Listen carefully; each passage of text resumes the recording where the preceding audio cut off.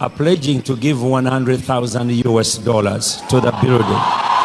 twebwe twiyemeje gutanga ibihumbi 100 by'amadolari muri yo parcelle. Nibyo dupledginze twiyemeje kuzatanga, no kuvuga imiliyoni 140 z'amanyarwanda. The one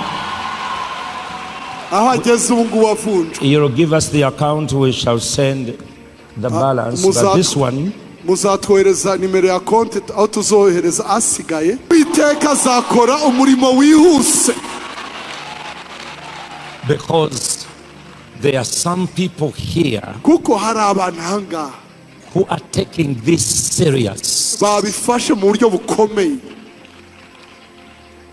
that the gateway to heaven has been opened. bati yuko ururembo rw'ijuru rwakingutse. With our seed twe twaje tuzanye imbuto yacu from Uganda, tuyivanye muri Uganda.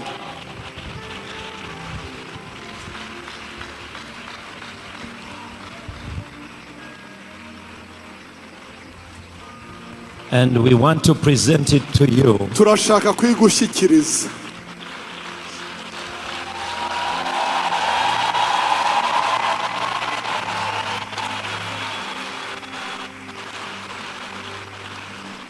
We are pledging to give $100,000 to the building. twebwe twiyemeje gutanga ibihumbi 100 by'amadolari muri yo parcelle. Nibyo dupledginze twiyemeje kuzatanga, no kuvuga imiliyoni 140 z'amanyarwanda. The one you'll give us the account, we shall send the balance, but this one muzatwohereza nimero ya konti aho tuzohereza asigaye is $30,000. ariko twaje tuzanye ibihumbi 30 by'amadolari.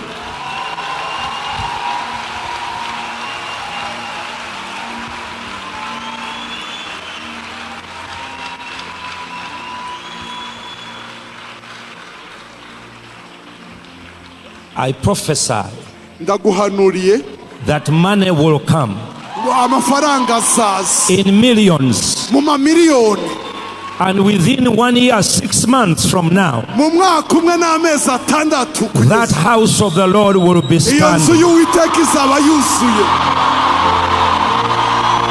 It is a prophetic. It is a prophetic. iki ni igikorwa cy'ubuhanuzi. It is a prophetic sign to Rwanda ikimenyetso cy'ubuhanuzi ku Rwanda that the Lord is saving this nation. yuko Imana itabaye iki gihugu. God is reviving Rwanda, Imana izanye ububyutse mu and Rwanda. God is going to use Rwanda. Imana izakoresha u Rwanda. Where the devil interrupted aho umwanzi yaje as akabaciramo, East African revival agahagarika ububyutse bwa is being Afurika. revived today.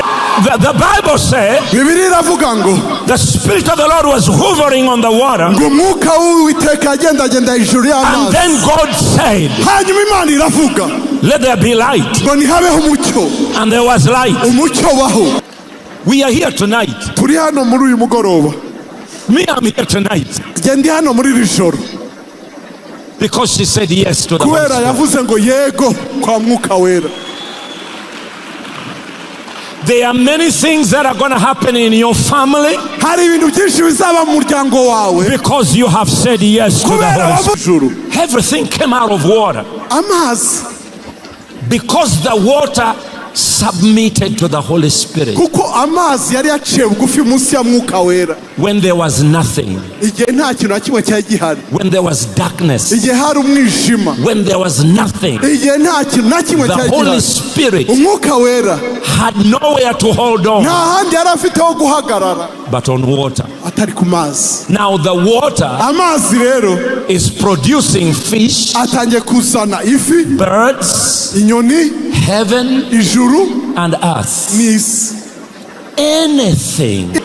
After Elijah and Moses, nyuma ya Eliya na Mose, after Peter and Paul, hanyuma ya Petero na Paulo. why will we need more apostles? kuki dukeneye izindi ntumwa? But the earth needs more. ariko isi iracyakeneye ibirenze.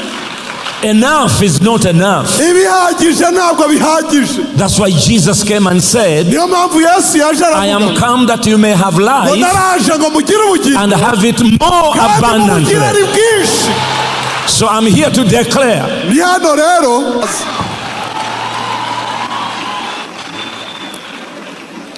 Jesus said to the disciples, they were not educated. Everybody knows that. Peter and company. He said, you shall receive power when the Holy Spirit comes upon you. And on the day of Pentecost, Peter preached to 18 different nations.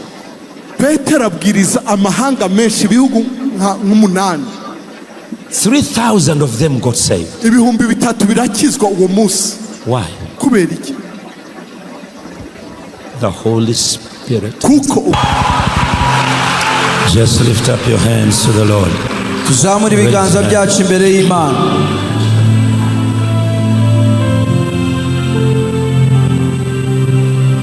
Ora koze mana ineguro yawe riziza. Ora koze mana ineguro yawe riziza. Ora koze mana ineguro yawe riziza. Ora koze mana neguro yawe riziza. Ora koze mana neguro yawe riziza. Lift your hands and tell everyone.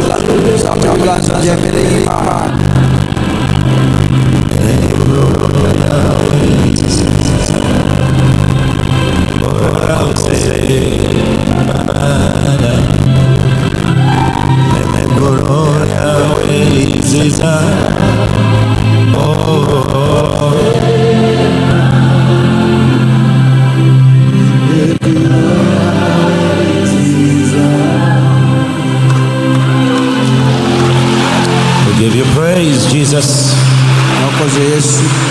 We give you praise. Greet the person next to you and tell him tonight is your night.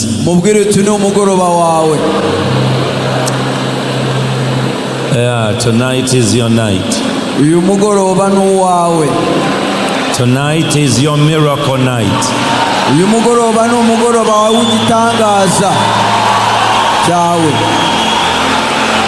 Now,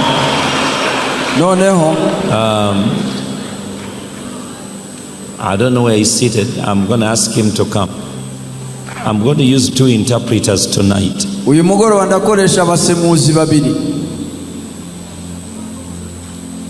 Yeah.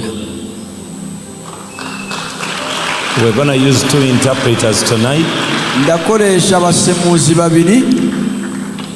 Because tonight is going to be very explosive. Huh?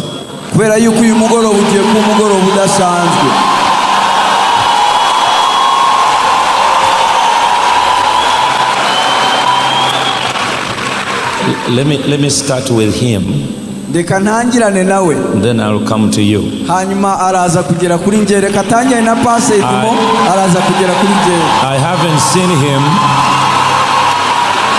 I haven't seen him since he was interpreting me in Burundi. In 2012. Since 2012. So, but good interpreter. If he's not good, I'll slap him, so no problem. Apostle Minyoni, please, you may be seated. Apostle Minyoni and your husband and the leadership in this place, I salute you in Jesus' name. Pastor Jessica send you greetings. She's Hello. Pastor Jessica yabasuye cyane. she's overseas. She went to pick up an award for what we do. Ari mahanga yagiye kwakira ishimwe baduhaye. And she's going to be with in a big conference with Richard Branson and others. Ari mu giterane kinini nabo wavuze. I couldn't go because of this. Ariko Jesse nashoboye kugenda kubera iki giterane.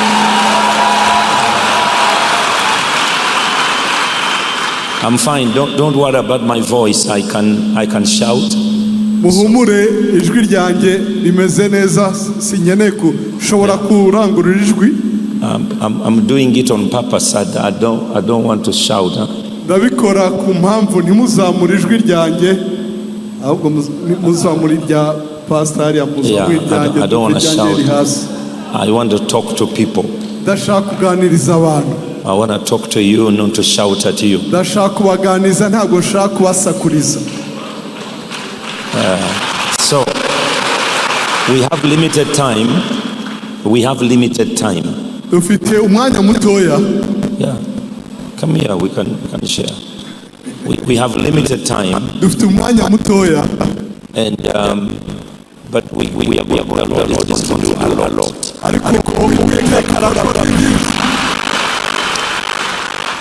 First and foremost, this is a beautiful place. Ahantu ni heza cyane. Number two, cya kabiri, I want to give honor where honor is due. Ndashaka guha icyubahiro abagikwiye. We want to thank God for the leadership of Rwanda. Dushaka gushimira Imana kubw'ubuyobozi bw'u Rwanda. Kubw'abayobozi b'u Rwanda. Come on, let's thank God for your president, for your first lady.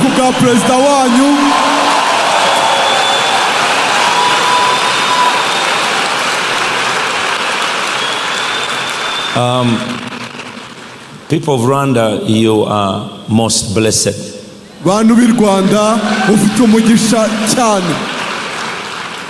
Because God has rewritten your history.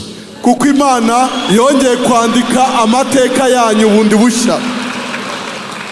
And now you are a beacon of light to the whole world, not only Africa but to the whole world. Mubereye umucyo isi yose. That all things can work together for good. Kandi byose bifataniza hamwe kutuzanira ibyiza. I was last here about 15 years ago, 16 years ago. Hashize nk'imyaka 15-16 ngeze muri iki gihugu. And I remember my last message of prophecy in Amahoro Stadium. Ndibuka ubutumwa nabwirije bwaruhanuzi muri stade Amahoro. Was what I see now. Ubwo nabwirije nibyo ndimo kubona none. That in the same country ko muri icyo gihugu nyine where the devil had done havoc, aho Satani yakoze ibintu bibi cyane, the Lord will do wonders. Uwiteka azakora ibitangaza.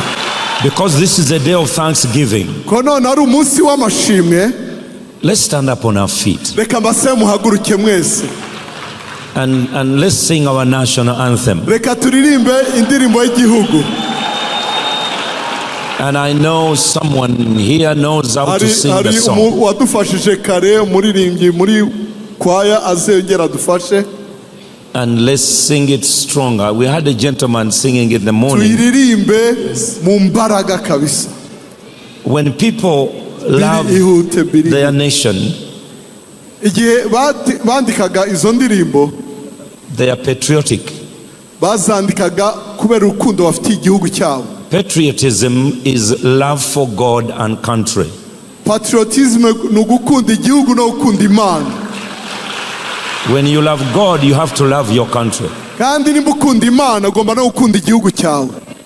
We had a gentleman this morning. I don't know. Come on, is here Billy, and that one played the keyboard this morning. One of the elders who were supported, he played the keyboard. Okay. While we're singing it in the morning. Okay, man, you can go ahead. Mutuyobore twese mwifate neza. Rwanda nziza gihugu cyacu, uje imisozi ibiyaga n'ibirunga, ngo byiduhese gahoranisha. Reka tukurate tukuvuga ibigwi, wowe utubumbiye hamwe twese abanyarwanda uko watubyaye. Berwa sugira singizwa iteka, komeza imihigo Rwanda dukunda, duhagurukire kukwitangira, b'amahoro asabe mu bagutuye. Ishyire wizana muri byose, urabeshya guteye ubuhanyuma n'amahaye yose, maze ijambo ryawe riguhisha.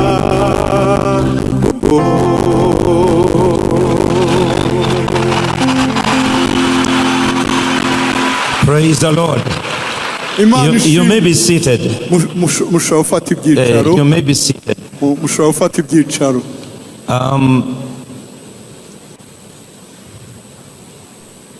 Apostle, Apôtre, we have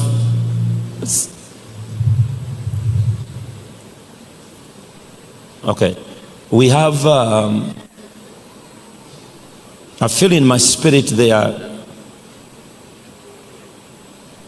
two anointings here tonight. Numva mu mwuka wanjye hari amavuta y'ubwoko bubiri muri uyu mwanya, umutima wanjye niko mbyumva. There is an anointing hari amavuta called all things anointing. Yitwa ngo ibintu byose birasizwe.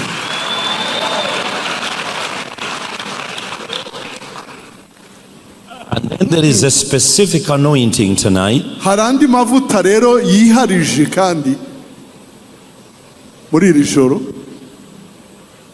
of understanding the times and seasons. Yitwa gusobanukirwa ibihe n'ibihe. I pray that tonight the Holy Spirit will come upon you and me.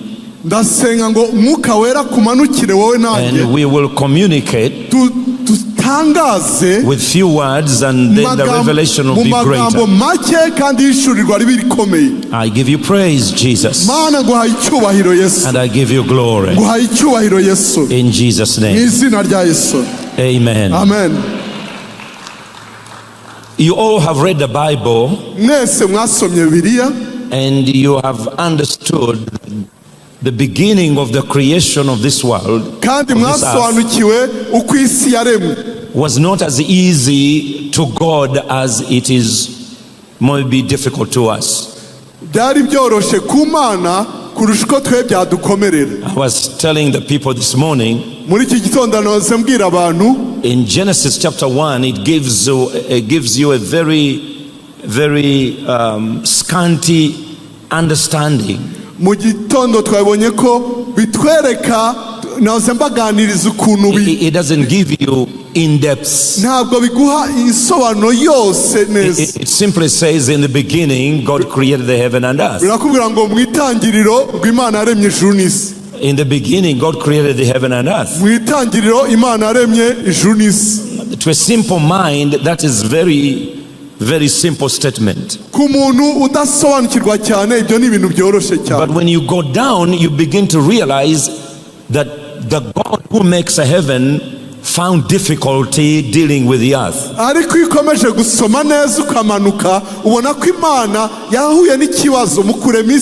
And I'm not talking about Pastor Kayanja or President Kagame or Apostle Minyoni. I'm talking about God. Ntabwo naje kuvuga Pastor Kayanja, President Kagame, Apostle Minyoni. Oya, ndavuga Imana. He made the heaven and earth. Wa undi waremye ijuru n'isi. But the earth was void. Ariko isi yari ubusa. The earth was empty. Isi yari vide, yari ubusa, nta shusho How ifite. comes the same hand that makes heaven makes the earth empty? Ni gute uko kuboko kurema ijuru ariko gatuma isi iba nta gifite? Was God tired? Ese Imana yari yananiwe? Yari irushye? Was there something opposing the earth? In the earth? Hari ikintu cyarimo kwirwanya? How comes God made heaven and earth and the earth is empty? Ni gute Imana irema ijuru n'isi ariko isi ikaba igaragara nta kintu kirimo? Before you blame yourself, mbere yuko wishyiraho amakosa, and before you blame your relative, mbere yuko ushyira amakosa kuri mwene wawe, and you blame all the demons and your enemies, probably something opposing anything, anybody here on earth. hari ikintu kiranga kirwana. The earth is always empty. Isi yahoze igaragara nta kintu kiri. It doesn't mean what helps heaven to have plenty, it doesn't help the earth. Ibifasha ijuru rikuzura ntibifasha isi ngo yuzure. The earth was empty. Isi yaragaragara nta kiri. Void. Nta kiriho, nta shusho. No formation. Nta shusho. And darkness covered the earth. Kandi hari umwijima upfutse isi. When I read this one, my mind began to run. Igihe nabisomaga ibitekerezo byanjye byarihuse cyane. I said probably our major problem ndavuga ni wenda ikibazo cyacu nyamukuru is that what suffice in other areas, the earth take it to be very small. Nukuvuga ngo icyo igihaza ahandi ku isi usanga bigorana. So you need to do more. Ukwiriye kurushaho gukora. You need to work more here on earth. Kurushaho gukora hano ku isi. You pray more. Ugasenga cyane. You build more. Ukubaka cyane. Since Adam. Kuva kuri Adamu. Since Adam. Kuva kuri Adamu. To date. Kugeza none. People have been dying. Abantu baracyapfa. Cemeteries are all over the world. Amarimbi ku isi yose aruzuye. You will think after the genocide in Rwanda, earth will said no more death. Wari kwibwira ngo nyuma ya genocide yabaye mu Rwanda yakorewe abatutsi ngo nta rundi rupfu rwakongera kuba, nta muntu ukwiye kongera. But no, it's people dying in Ukraine. Ariko abantu barimo gupfa no muri Ukraine. It seems that enough is not enough for the earth. Wagira ngo ibihagije ntabwo bihaza isi. The earth still demanding more. Isi iracyasaba n'ibindi. And so we must make a decision rero mukwiye gufata umwanzuro to give it more. Muyihe ibirushijeho. After Elijah and Moses, nyuma ya Eliya na Mose, after Peter and Paul, hanyuma Petero na Paulo, why will we need more apostles? kuki dukeneye izindi ntumwa? But the earth needs more. Ariko isi iracyakeneye ibirenze.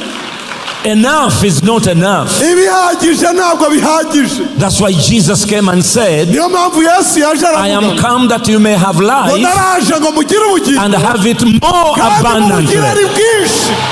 So I'm here to declare, enough is not enough. God give you more.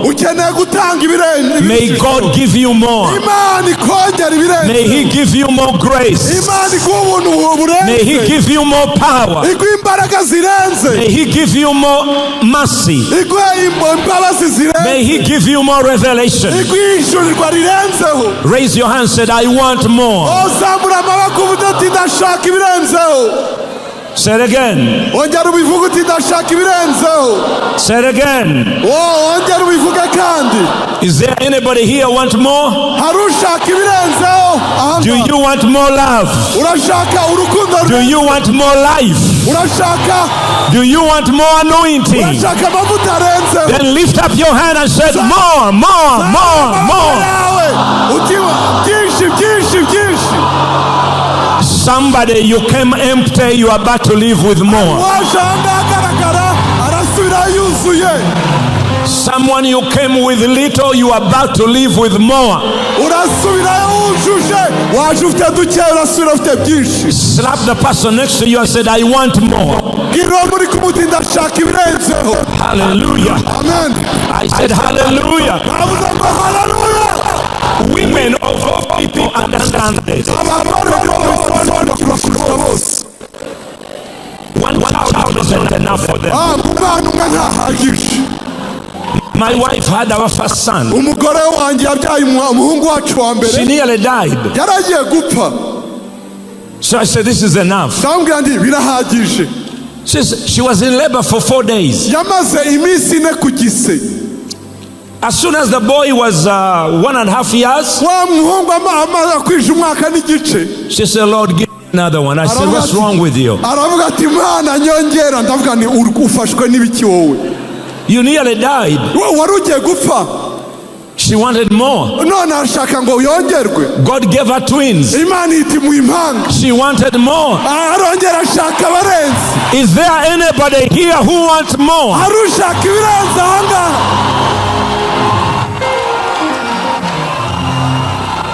Women understand more than men. Abagore barabisobanukiwe kurusha abagabo. One pair of shoes is not enough. Umuguru umwe w'inkweto ntabwo bahaza abagore.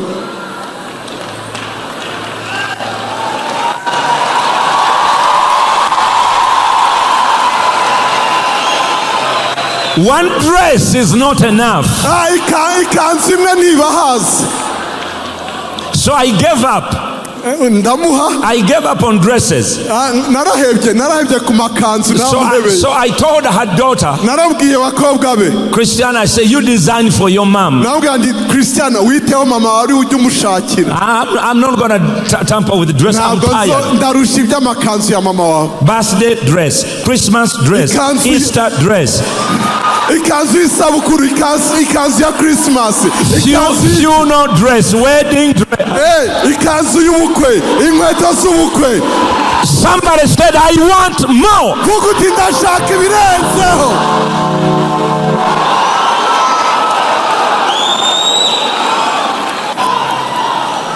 May God give you more tonight. Imana iguhe ibirenzeho nijoro. You may be seated. Mushobora kwicara. Now listen to this. The earth was void. Isi yaragaragaraga ari mu busa. And God didn't know what to do. Imana ntabwo ari izi ikwiye gukora. But the Spirit of the Lord was hovering over the surface of the ariko water. umwuka w'Imana ari hejuru agendagenda. The Bible said to hover in an English word iryo jambo ngo kugendagenda hejuru mu Cyongereza means to hold on. bivuga ngo guhagarara ufashe. To hold on. Kuguma ucunze. There was nothing. Nta gihari. There was literally nothing. Nta cyari gihari na busa. But the Spirit ariko umwuka wera was hold on to the water. Was hold on to the water. Tonight, somebody's going to hold on to the Holy Ghost. The Holy Spirit is about to hold on to somebody. And things will begin to change.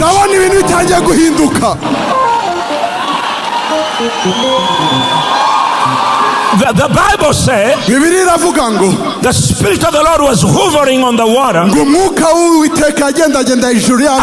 God said, let there be light. And there was light. Child of God, it's not that God hates darkness. No, God can use anything which is available. The light he created was not sun and moon. It was his light. Because when it comes to the earth, God does not want to do things in darkness. He doesn't want to do things in secret. He doesn't want to do things in secret. He wants to do things when everybody can see. Before the end of this year,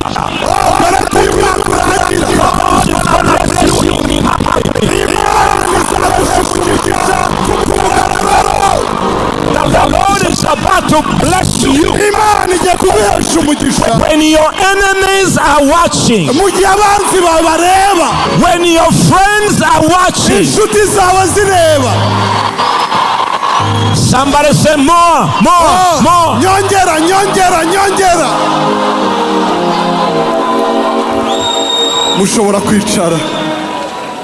So he said, let there be light. And there was light.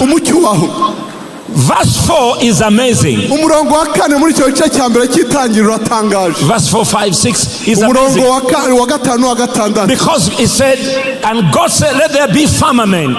Imana ivuga ngo ntihabe ikirere. Let there be firmament. Mushyire mu Kinyarwanda. Verse 6. umurongo wa Then God gatandatu. said, let there be firmament ngo ntihabeho rero in the midst of waters. ndashaka kuvuga ko Bibiliya ivuga isanzure. Murakoze. Let there be firmament ntihabeho isanzure in the midst of waters hagati y'amazi and under the waters. rigabanya amazi n'andi mazi. So God created firmament from water. Imana irema isanzure irikuye mu mazi. God created firmament Imana yaremye isanzure out of water. irivanye mu mazi.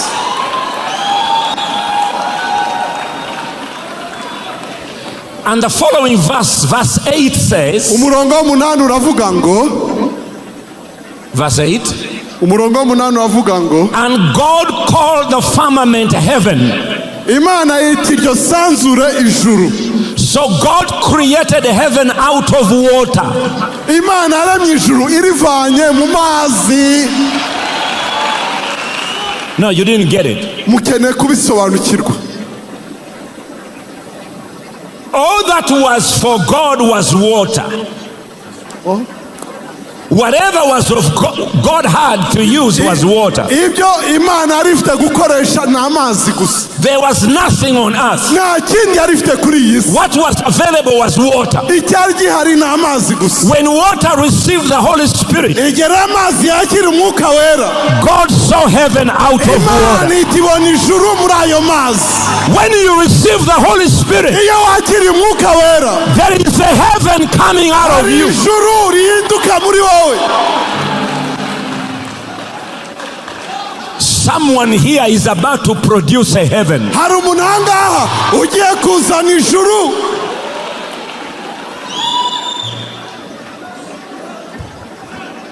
God got heaven out of water. Imana ivana ijuru mu mazi. Now, how can God get heaven out of water? Ni gute Imana irema ijuru rivanye mu mazi?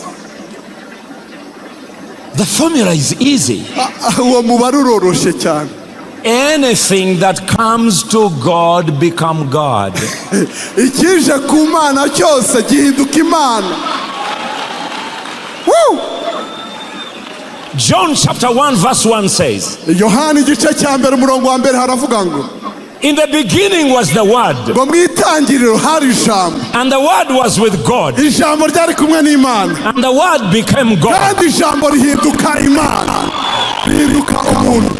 Everything you bring to God Ikintu cyose uzana ku Mana becomes like Him. Now, who is God? Imana ni nde? God is seven spirits. God is seven spirits. Bibiliya itubwira ko Imana ari imyuka irindwi. God is seven spirits. Ni imyuka irindwi. God is a creator. Ni umuremyi. He's a life giver. Itanga ubugingo. He's a healer. He's a savior. Irakiza. He's a deliverer. Iratabara. He's rich.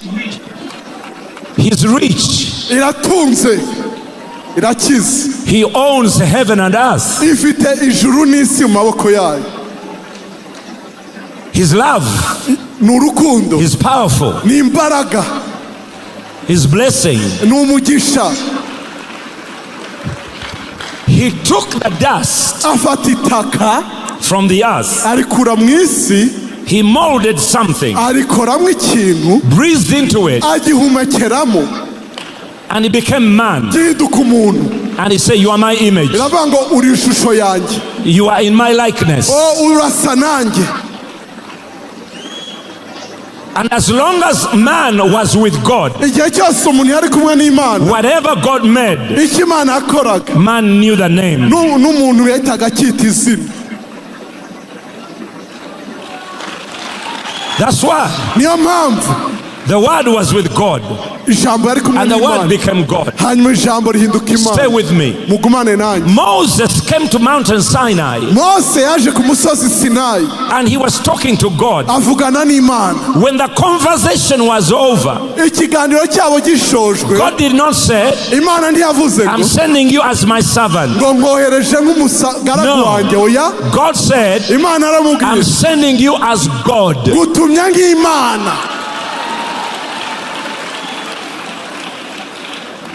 And of all people, Moses created things like God. He turned water into blood. Jesus turned water into wine. He made things colorful. He made things colorful. He created frogs. He made a way where there's no way. When you are with the Holy Spirit, you are going to do things people have never done in your family. Oh, stay with me. In the beginning, God created the heaven and earth. So where did he get the earth? He got the earth from water. Where did he get man? From water.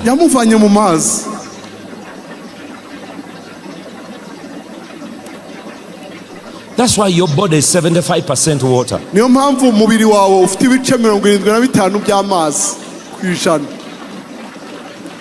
Okay, you'll get this one next week.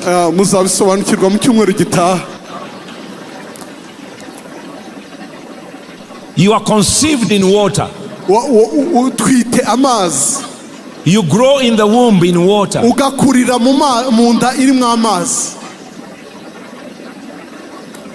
Why? Why is the water producing all these things?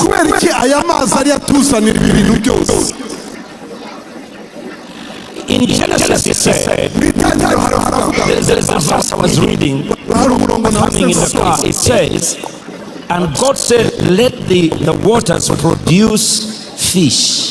He said, let the water produce fish.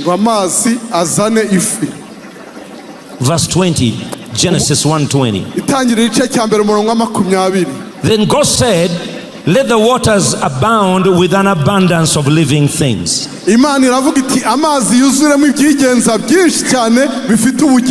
And let the birds fly above the earth. Everything came out of water. Because the water submitted to the Holy Spirit. When there was nothing, when there was darkness, when there was nothing, the Holy Spirit had nowhere to hold on but on water. Now the water is producing fish, birds, heaven, and earth. Anything that submits under the Holy Spirit will produce wonders.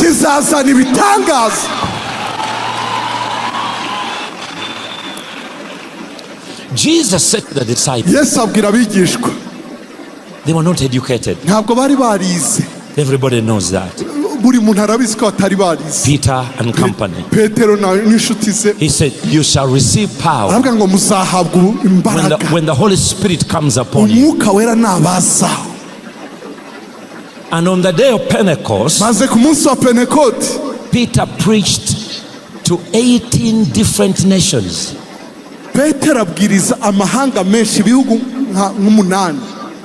3,000 of them got saved. Why? The Holy Spirit. He walks on the beautiful gate of the temple. He walks on the beautiful gate of the temple. And when he reached there, there was a man for 38 years. He was crippled.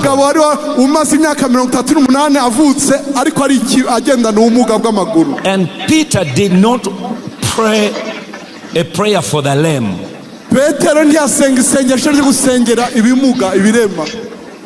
He didn't cast out any devil.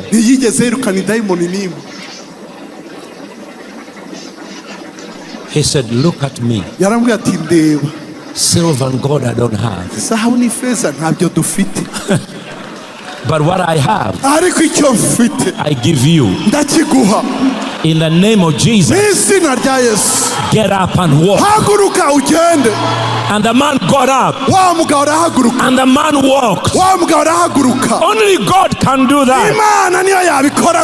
Something good is about to happen to you.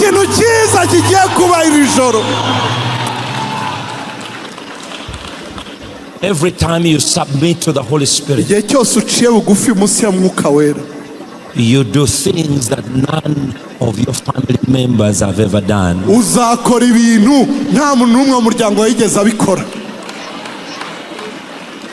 I want more.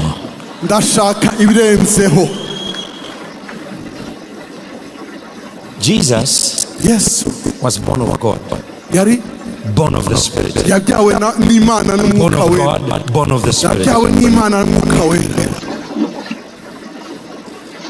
Why did he need to John? Everybody said to be baptized.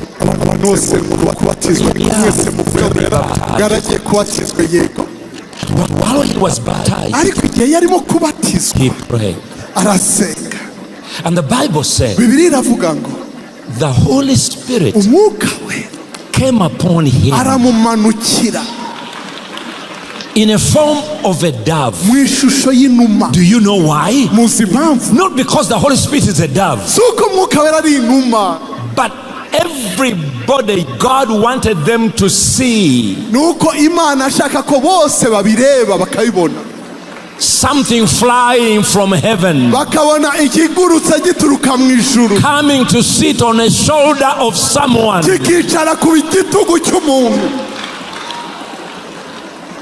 What God is about to do to you tonight,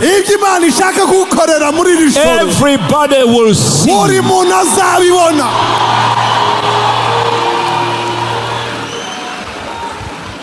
Now watch this.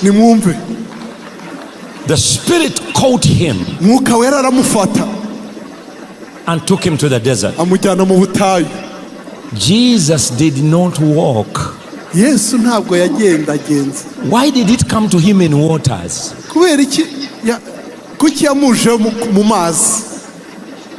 Why didn't it come to him in Nazareth? Why didn't the Holy Spirit come to him in Nazareth or Bethlehem? It waited until he was in the water.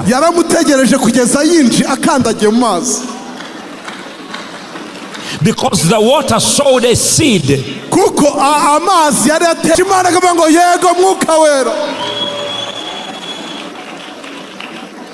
We are here tonight. Me, I'm here tonight because she said yes to the Holy Spirit.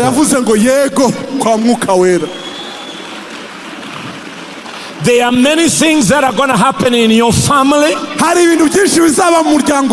because you have said yes to the Holy Spirit.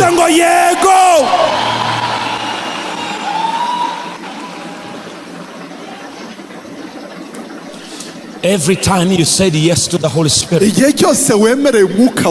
things will begin to happen. I remember, let me even talk about miracle signs and wonders, because I don't want to talk to them. I want you to see them tonight.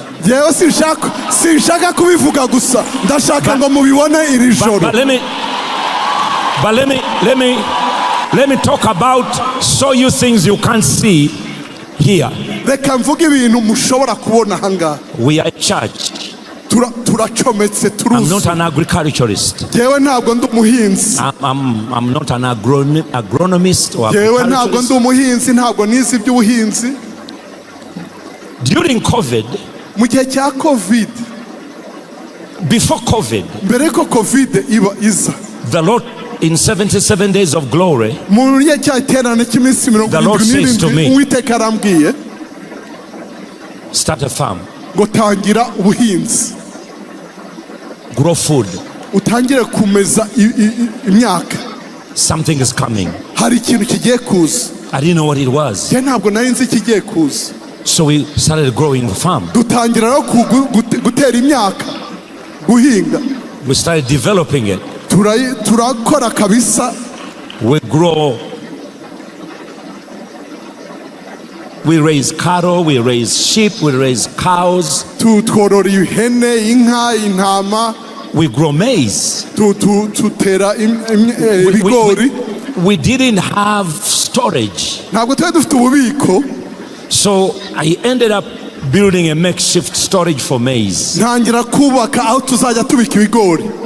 All of a sudden, boom, COVID came. Churches were closed. Churches were closed. 20,000 pastors were starving in their homes. They were starving. And the Lord said, get the food I told you. Get the food I told you. Start distributing food. The government did not allow other people to distribute. We are the only one on government in Uganda distributing food. Now listen to this. I'm not a farmer. I'm not an agriculturist. But the Lord was giving me word so that I'm relevant in season. Because we are to preach in season and out of season. So what happened was we gathered all this maize, we milled it, and we distributed it. That's the maize. So we gave away, I don't know how many metric tons. We were crisscrossing across the whole country, giving food and giving money. Then when the food was finished, it was Easter. And the Lord said to me, tithe your cows.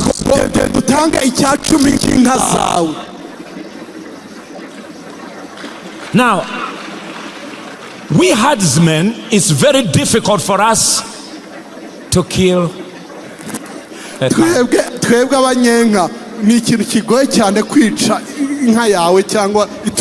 We can give you money, but not cows.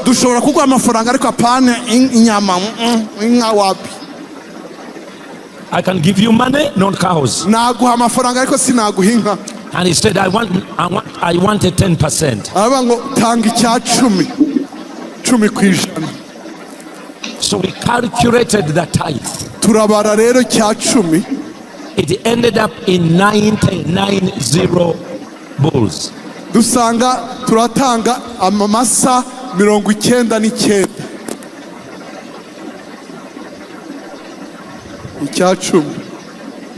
You know, when you hear it, it is okay. When you see it, you start questioning God whether it was the devil or God.